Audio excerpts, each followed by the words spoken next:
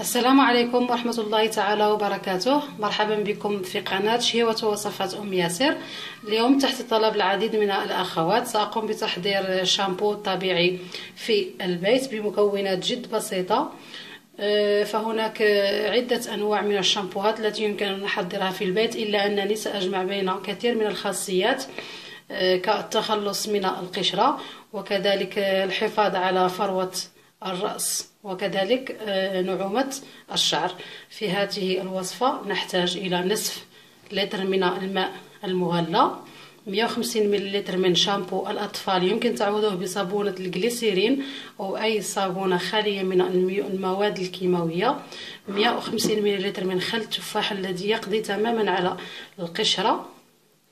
نحتاج كذلك ملعقتان صغيرتان من زيت اللوز، وملعقتان صغيرتان من الجليسيرين السائل، وهذا يعطي نعومة للشعر.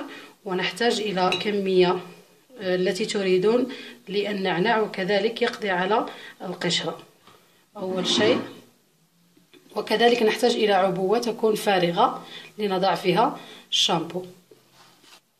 نأخذ الماء المغلى، نضع فيه كمية النعناع المجفف، يمكن تعويضه بالنعناع الطري.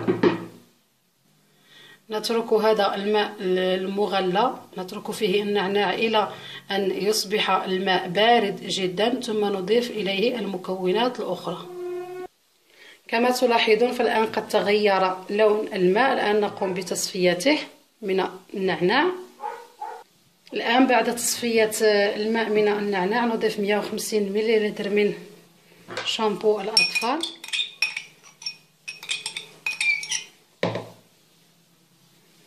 وكذلك 150 ملل من خل التفاح،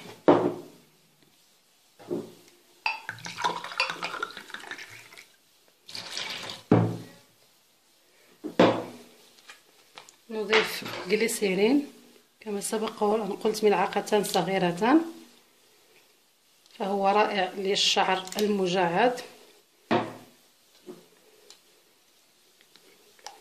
وزيت اللوز الحلو،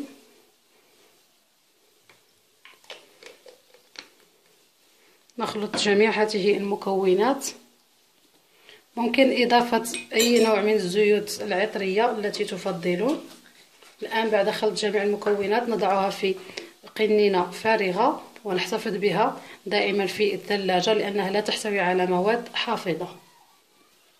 بهذا نكون قد حصلنا على شامبو طبيعي، فهو أكيد لن يعطينا الكثافة والرغوة كالذي يباع في المحلات، ولكنه صحي ورائع. أتمنى أن تجربوه ويعجبكم. إذا أعجبتكم وصفة اليوم دائما اضغطوا لايك، اشتركوا في القناة لتتوصلوا بالجديد. شكرا لكم، والسلام عليكم ورحمة الله تعالى وبركاته.